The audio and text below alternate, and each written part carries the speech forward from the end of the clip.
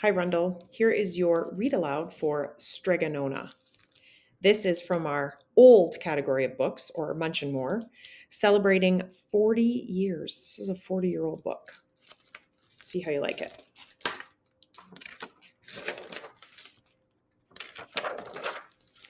In a town called Calabria, a long time ago, there lived an old lady everyone called Strega Nona, which meant Grandma Witch.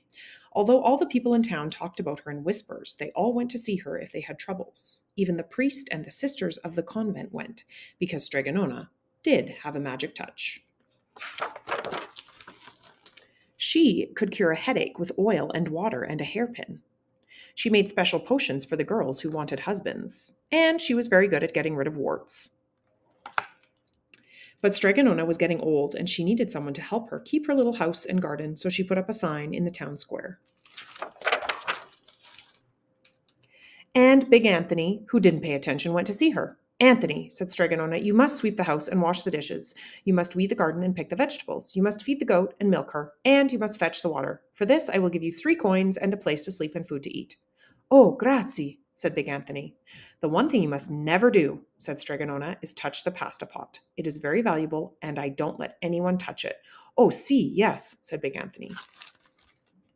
And so the days went by. Big Anthony did his work, and Strega Nona met with the people who came to see her for headaches and husbands and warts. Big Anthony had a nice big bed to sleep in, next to the goat shed, and he had food to eat. One evening, when Big Anthony was milking the goat, he heard Strega Nona singing. Peeking in the window, he saw Strega Nona standing over the pasta pot. She sang, "Bubble, bubble, pasta pot. Boil me some pasta nice and hot. I'm hungry and it's time to sup. Boil enough pasta to fill me up." And the pasta pot bubbled and boiled and was suddenly filled with steaming hot pasta. Strega Nona sang, "Enough, enough, pasta pot. I have my pasta nice and hot, so simmer down my pot of clay until I'm hungry another day." "How wonderful," said Big Anthony. "There's a magic pot for sure." And Strega Nona called Big Anthony in for supper. But too bad for Big Anthony, because he didn't get to see Strega Nona blow 3 kisses to the magic pasta pot. And this is what happened. The next day, when Big Anthony went to the town square to fetch the water, he told everyone about the pasta pot. So naturally, everybody laughed at him, because it sounded so silly, a pot that cooked all by itself. "You'd better go and confess to the priest, Big Anthony," they said. "Such a lie."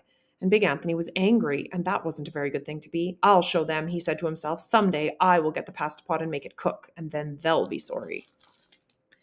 That day came sooner than even Big Anthony would have thought, because 2 days later, Strega Nona said to Big Anthony, "Anthony, I must go over the mountain to the next town to see my friend, Strega Amelia. Sweep the house and weed the garden, feed the goat and milk her, and for your lunch there are some bread and cheese in the cupboard. And remember, don't touch the pasta pot." "Oh, yes, yes, Strega Nona," said Big Anthony. But inside he was thinking, "My chance has come." As soon as Strega Nona was out of sight, Big Anthony went inside, pulled the pasta pot off the shelf, and put it on the floor. "Now let's see if I remember the words," said Big Anthony. And Big Anthony sang, "Bubble, bubble, pasta pot. Boil me some pasta nice and hot. I'm hungry and it's time to sup. Boil enough to fill me up." And sure enough, the pot bubbled and boiled and began to fill up with pasta. "Ah," said Big Anthony, and he ran to the town square, jumped on the fountain, and shouted, "Everyone, get forks and platters and bowls. Pasta for all at Strega Nona's house.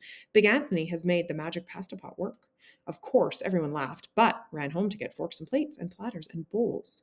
And sure enough, when they got to Strega Nona's, the pasta pot was so full it was beginning to overflow. Big Anthony was a hero. He scooped out pasta and filled the plates and platters and bowls. There was more than enough for all the townspeople, including the priest and the sisters from the convent. And some people came back for 2 and 3 helpings, but the pot was never empty. When all had had their fill, Big Anthony sang, "Enough, enough, my pasta pot. I have some pasta nice and hot, so simmer down my pot of clay until I'm hungry another day." But alas, he did not blow the 3 kisses. He went outside, and to the applause of the crowd, Big Anthony took a bow. He was so busy listening to compliments from everyone that he didn't notice the pasta pot was still bubbling and boiling, until a sister from the convent said, "Oh, Big Anthony, look." And pasta was pouring out of the pot and all over the floor of Strega Nona's house and was coming out the door. Big Anthony rushed in and shouted the magic words again, but the pot kept bubbling. He took the pot off the floor, but pasta kept pouring from it. Big Anthony grabbed a cover and put it on the pot and sat on it, but the pasta raised the cover and Big Anthony as well, and spilled on the floor of Strega Nona's house. "Stop!" yelled Big Anthony, but the pasta did not stop, and if someone hadn't grabbed poor Big Anthony, the pasta would have covered him up.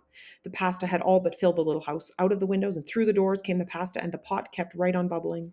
The townspeople began to worry. "Do something, Big Anthony," they shouted. Big Anthony sang the magic song again, but without the 3 kisses, it did no good. By this time, the pasta was on its way down the road, and all the people were running to keep ahead of it. "We must protect our town from the pasta," shouted the mayor. "Get mattresses, tables, doors, anything to make a barricade." But even that didn't work. The pot kept bubbling and the pasta kept coming. "We are lost," said the people, and the priest and the sisters of the convent began praying. "The pasta will cover our town," they cried. And it certainly would have had Strega Nona not come down the road home from her visit. She didn't have to look twice to know what had happened.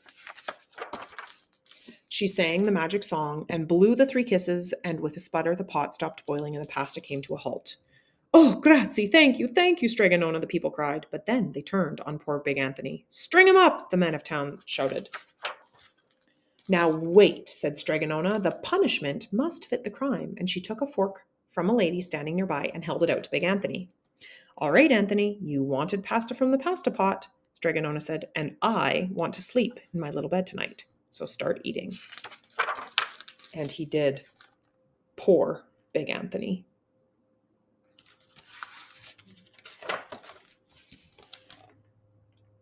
The end.